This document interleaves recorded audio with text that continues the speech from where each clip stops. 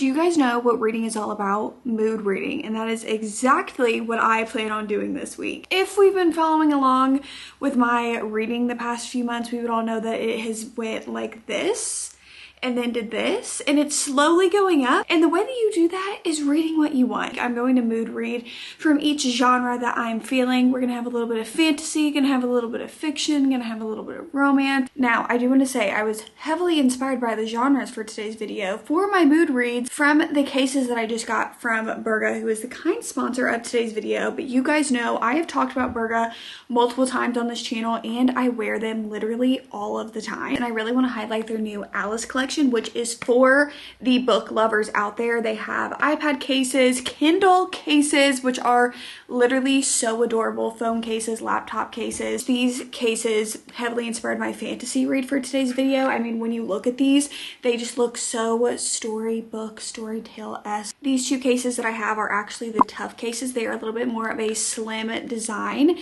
and the pattern goes all the way around. So it gives you the best design quality while still maintaining the best protection. This is Lost in Thought, which is giving me the perfect vibes for spring as well. This is actually the print Tea Party, which I love so much that I got for my phone, and then I also have it on my laptop. But this Follow Me print is literally so cute. Even my mom complimented me on it the other day. She was over and I had my iPad and she was like, that case is so cute. And I was like, I know. Then I have these two cases, which are actually the Elite cases. So the differences with this one that you're going to get are these little dots on the side. So this has a better foam grip for you, and it has an added layer of this bumper protection. This print is Call Me. I have been wearing this one. And then I also have Sundress, which again is absolutely perfect for the springtime. And Burga actually has their 2+2 deal. Basically, you are buying 4 Burga phone cases and only paying for 2. So you guys can use the link down in my description. I'm gonna have it down below, but you guys can also use my code DestinyX15, which is going to give you 15% off on top of that. So thank you so much, Burga. Don't forget, visit the link down below, use my code DestinyX15. Sounds like a deal to me. I am putting on this case because this is actually going to lead us into the first genre that I'm reading in today's video,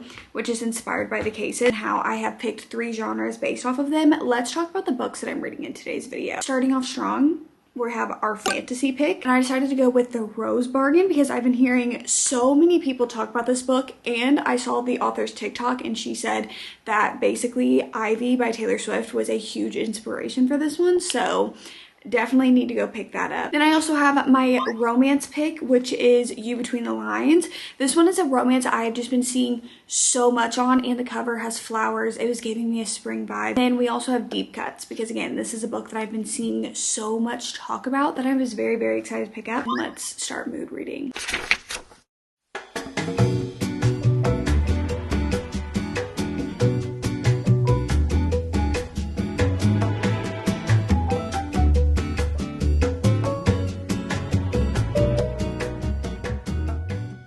These little things, well, this is the first thing that I've seen where I've seen people talk about this book and they're like, oh no, like he writes, like he can't stop writing about her, like whatever, and it's poetry, so it feels romantic in a way. I haven't seen any of that so far in the book, but I just got to the first kind of thing where basically in their class, because they're in this like class together, they have to like write feedback and stuff. On the feedback that he writes her, like he does the feedback, but like he like writes note to her about like other things in class, or like makes jokes on the page in the notes that he is writing to her. Little things like that will keep me going, but it's like I want more of this from here on out. You know, like I feel like that's been missing the first 32% of the book, where one, he was kind of missing from the story. He wasn't really talked about a whole lot, which is fine, but I also just feel like if we're focusing on the FMC and it's like, oh yeah, we're not focusing on him because it's like we're focusing on building up a lot of the FMC, but I don't feel like we were doing that. Like I feel like we were just kind of doing nothing but that scene and that little thing. I need to talk to y'all about it. I need to talk to you about the book. You guys saw that I was talking about our first book for today's video. I started this book in like the beginnings of April and I got 16% through it, and I literally debated on DNFing it from the 16% mark. Then I continued on and I got to the halfway point, and the way that our main character was behaving at the halfway point, I had to see it through. I had to see if there was going to be any ounce of character development at all at a justifiable point within the story to where I could root for this character. You between the lines. First of all, I wanted to pick this book up because I had been seeing people like absolutely loving it, and I was so intrigued by it, and the whole entire like he's been writing her in his poetry, romance. Okay, yeah, I'll pick it up. Instead, what I got was a ton of miscommunication. Mind you, these people are like in like close to their 30s, I'm pretty sure. Immaturity. Just the things that our main character would say about people internally or to their face. She gets so mad at other people for having better writing than hers. Like she writes like a different poetry style, and she gets mad that, and I'm just going to say it, genuinely the other people in the program that she's in, their poetry is just better than hers. Like it is just better. She's constantly like making it into this like how it's a very cliche type of writing, and like who would want, why don't people want originality? Which also is true. I would love some originality, but it would be good if the work was good. I rated this book a 2 stars, and this was my review, which I'm not even a really big reviews person. Like I don't really write a lot of reviews because I forget most of the time. I had time today for this one. Miscommunication, jealousy, going through personal belongings multiple times, and the belittlement of our main character constantly throws to others was a very hard read. That within itself could be what I tell you guys, but to go on to it. First of all, the cringe I get in books, period, when they write the main character to like go through somebody's personal belongings in a romance specifically, because you guys know like if you're reading like a mystery, suspense, thriller, whatever, and they're like going through somebody's stuff to like dig it, it's just like a whole entire different thing. But you like this person and you are invading their privacy, going through documents that he does not just like have out in the open. And even if he had them out in the open, he did not tell you that you could go like read things or like go, I don't know, rifle through his things. She does this multiple times, like steps over this boundary, and she's like, he would definitely let me read it though. It's like, but he did not verbally tell you that you can go through these personal things to him. And then like towards the end of the book, she says some things to him that I'm like, I could never come back from that. You know, she's angry about something and she says things to him. And by the way, he's like done nothing to her. She says these things that she genuinely feels, because this has been in her internal monologue the whole time. She was such an unlikable main character to me. Like it wasn't just like, oh, she's flawed, which I gave it 2 stars because I did appreciate that she was in therapy and like unpacking these things, and she did unpack like, what is the word that I'm looking for? Like the anger and jealousy that she has towards others was genuinely baffling. Like it was throughout from page 1, like the way that she treats characters, and even the way she treats Will, you see why they have this, like, of course this is like an enemies to lovers book, right? And you see why, and at first when you start the book, you're like, I can also understand not liking this guy, because yeah, why would you say that? But it's been like 6 years or more than 6 years? I think it's been 6 years. Well, that was in high school, and it was like 10 years ago, and then 6 years since the last time she had seen him. I don't know. She'd been holding this grudge for a while, and then the way that she treats him because of it, but then their history is complicated because she's seen him since high school one time, and it's been 6 years since that interaction. Also, their communication, literally, you cannot ever convince me that this relationship is working. One, I felt like there was no chemistry. The way they continuously would make moves towards each other, and then they would be like shutting it down and be like, never mind, like this wouldn't work, blah, blah, blah. And also just the stuff that she puts on him, because again, she was trying to unpack things in therapy, but she was putting things on him. And at one point he's communicating to her that how unfair and defeating it feels for her to do this to him, and she just does not see how she is in the wrong. And also the way that she talks about the other people within her like program, because basically she's been through college already and she goes back to school to get, is it the MFA, to get her MFA, and it's in poetry, and there's this like scholarship type thing that's up for grabs, and there's a poetry one and a fiction one, and she's going for the poetry one. But the way she constantly belittles everybody throughout the whole entire book, like there's never like a just genuine like, oh yeah, this is just really, really good. It's like she is belittling every single person she meets. Even there's this one part where she meets this girl, and this girl lives in New York City. She kind of writes about, it was like a very specific niche thing that she writes about. She automatically like in her head, she's like, oh, this girl's like one of those insufferable, like whatever people. And then she looks at the girl and she's like, yeah, I mean, I've never even been to New York City. Like everything I know is from Gossip Girl. I'm sure you've never watched that show. Literally says that to her. And the girl's like, no, I have. Like, I love Gossip Girl. I love this stuff, you know, blah, blah, blah. And she was just all ready. And then literally when this girl says this to her, in her inner monologue, she's like, oh, like this girl, like she can do both. Like she can write about this super niche thing, but also not be ashamed to be into this stuff. Honestly, whole entire book, I was just flabbergasted at like what was going on, that I was like, this is so toxic. And honestly, like I said, I gave it 2 stars because I was glad to see that there was therapy representation and that our main character was in therapy, because a lot of the things just genuinely like that she was doing and putting on other people just was not okay. And I could not root for her. I did not root for either of them because he sucked at communicating. She sucked at communicating. The relationship felt like there was no chemistry at all. And I was very confused. Grabbing this, here we go. This is good, this is fine. I'm moving on to our next genre for this video, which is fantasy. Now here's the thing, I've been in the biggest fantasy mood. So I was at the doctor's office earlier and had a long wait, so I actually started The Rose Bargain. And here's the thing, I'm not in a fantasy mood, but if there's a fantasy that I'm going to pick up, it's this one, because I've seen so many people talking about it. I think I got to like, I don't know, not super far into it. I've heard that it's kind of like reminiscent, the feelings of it, like the feelings of the book is giving like Once Upon a Broken Heart with a mix of the Cruel Prince series. And if you guys have read Once Upon a Broken Heart, it's literally like giving this. So it's also kind of fun. Okay, I'm on chapter 3. I am 7% into the book, and it's been very interesting so far, honestly, like the whole entire setup of this kingdom and this queen, what our main character is going through right now and her family and everything. So I'm very excited to see if I can like slip into this, because honestly, sometimes it's hard for me to start a fantasy book. We'll see. We'll see how far we get into this one, and hopefully it's a lot better than our first book for this video.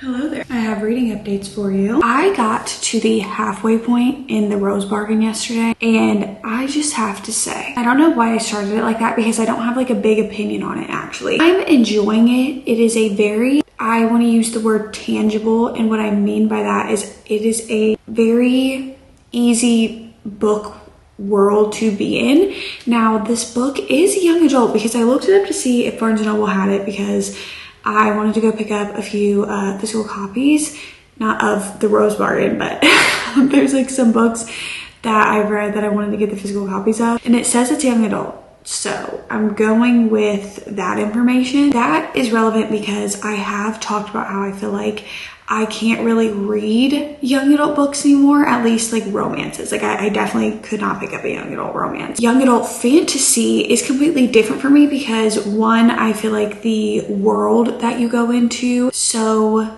easy to obtain and to understand, and the characters are still as built up as they can be in an adult fantasy book, and there's no spice or anything, and I feel like that's what I care about in my fantasies. It is nice, but I am halfway through The Rose Bargain right now. I will say it's reading a little bit predictable. Like as I'm reading our story, it's very much giving, like, I know this type of plot has been done before. The little hints that are dropped, I'm like, yeah, I get it. It's giving predictable in one sense of the romance aspect. But other than that, it's very interesting because it reminds me of a few other books. It reminds me of The Cruel Prince.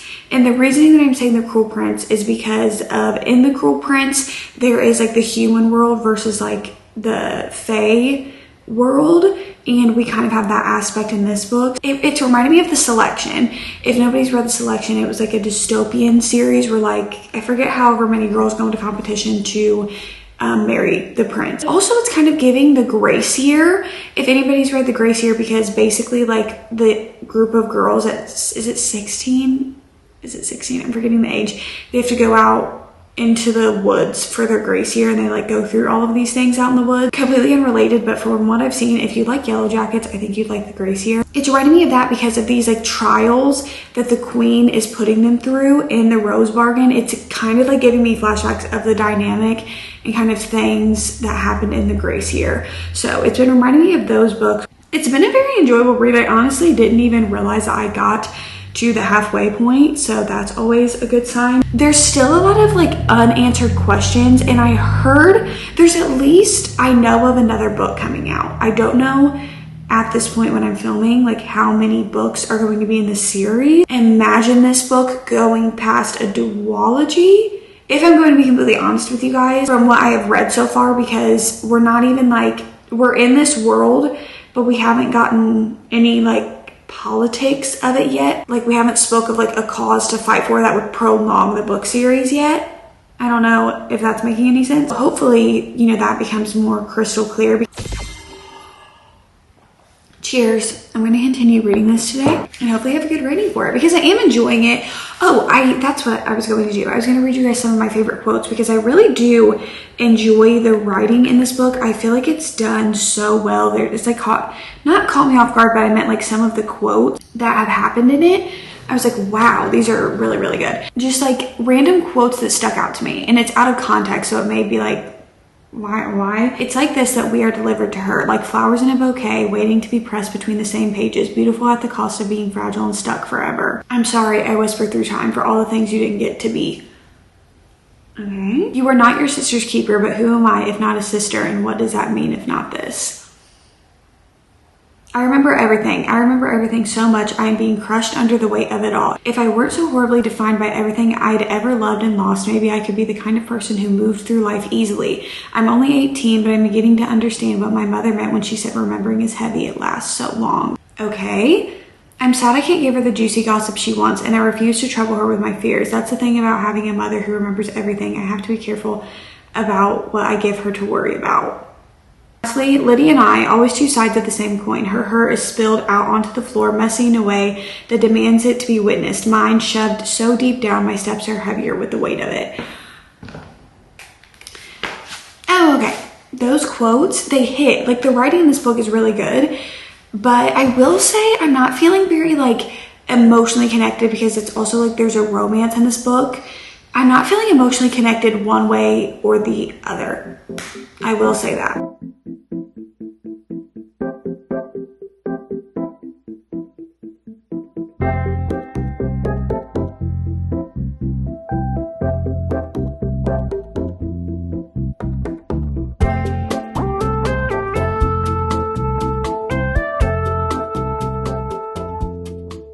Okay, guys.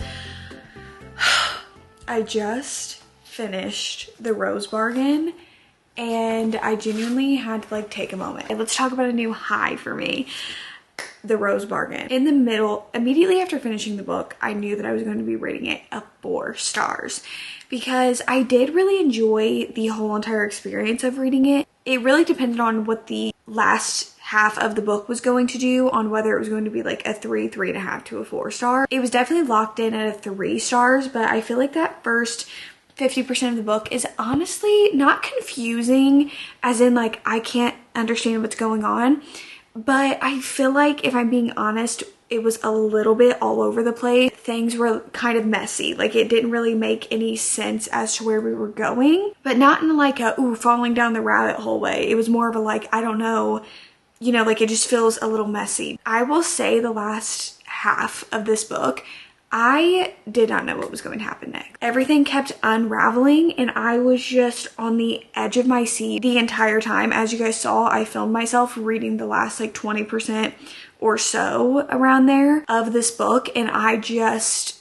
jaw on the, like I was just, so many things just kept happening. I literally kept reading chapters and I thought, surely this is where this book is going to end, because again, I knew that I was reading the last 20% of the book, so I was like, surely this is where it ends. And then stuff just kept happening. Thinking back on it, in a way I could tell, but also it was just like it got past me. After finishing the book, I genuinely, I was like, I have to like go, I don't even know, like brush my teeth. It has nothing to do with like reading the book, but I just like had to go focus on a task for a second. I mean, I just couldn't believe it.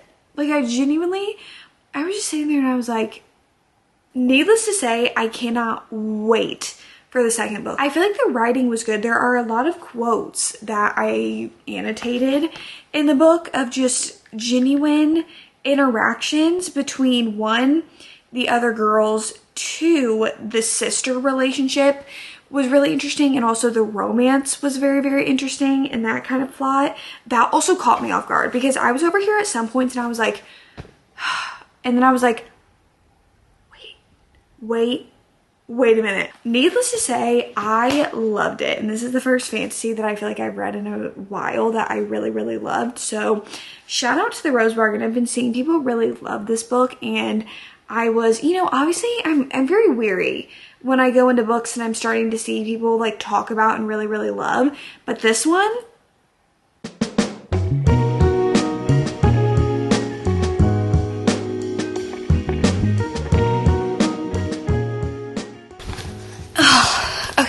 okay, you guys, for my third and final book for today's video, I'm deciding to pick up Deep Cuts. I have been really, really, really excited to pick this one up, and honestly, it seems like it's a short and simple read. I know it takes place kind of in the early 2000s. I was recommended this book after saying how much I loved The Favorite, which is one of my favorite books. I always have a good little giggle when I say that, of the past 2 months. So I'm very much looking forward to this one. I feel like everybody that I follow that has read this book has enjoyed it, so I feel like that is a pretty good sign for the way that I'm going to enjoy it. So let's start the third and final book for today's video.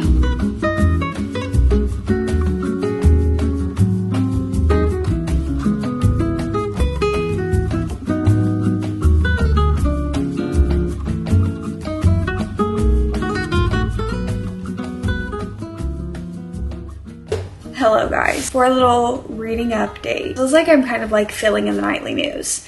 Hi, it's Destiny Sidwell, back with the reading update. That feel newsworthy? I have no clue. I'm only 57 pages into this book right now. Thoughts are based purely off of first impressions. I do enjoy the author's writing. Sometimes I go on kind of tangents about how I really, really enjoy when an author is able to describe a feeling or a circumstance or a moment into words or a stream of consciousness that I just simply could never eloquently say to a person or get a point across. I don't know. I don't feel like I'm very eloquent in anything. So it's always something that sticks out in my brain when an author is able to kind of get these emotions across. And I do feel like that's done very, very well in this book. I will also say this, complete side note, I ended up finding out that this is getting an adaptation. That honestly surprised me because this book just released this year and it already has casting. One, I'm impressed with this casting, but also I have literally just been seeing them as the characters the entire time. That's the thing. Again, tangent time. There's like a difference in reading a book when there's no adaptation / like open casting that you know about versus reading a book after an adaptation has come out or anything of the sort of that. Like an example I'll use is I remember I read The Summer I Turned Pretty for the first time, like when I was in high school without an adaptation.